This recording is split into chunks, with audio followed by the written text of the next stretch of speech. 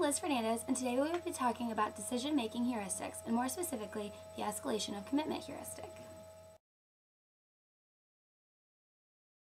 Heuristics are simple rules of thumb that help you shortcut to the correct answer, but they aren't foolproof. Unlike algorithms, heuristics don't always guarantee success.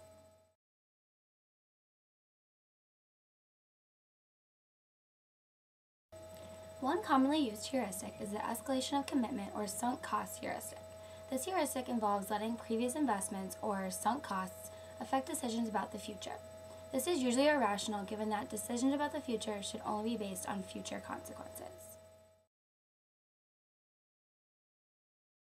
For example, let's say hypothetically that you decide to go to Kilroy's to watch the IU-UK game, even though you have a lot of studying to do for finals.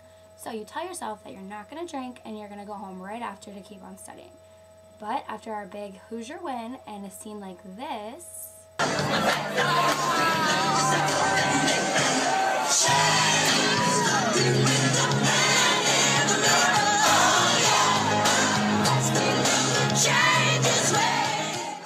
you're probably going to rethink your decision to leave. So you rationalize that you've already lost 4 hours of studying, so you might as well just stay at Kilroy, celebrate with your friends, and then start studying tomorrow. But rationally, you would be way better off if you just went home right when the game was over, like you said, started studying for finals, regardless of how much time you spent watching the game or your sunk costs. So obviously it's hard to ignore these sunk costs, and we engage in this kind of irrational behavior every day.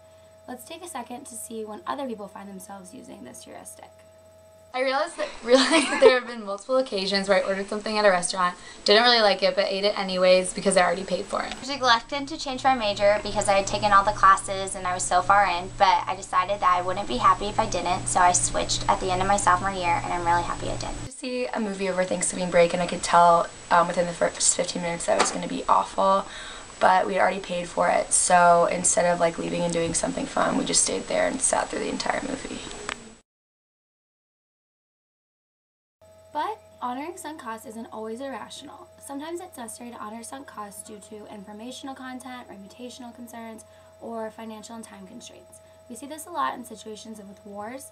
For example, in 2005, George Bush said, referring to the almost 2,000 lives that we have lost in Iraq, "We owed them something. We will finish the task that they gave their lives for."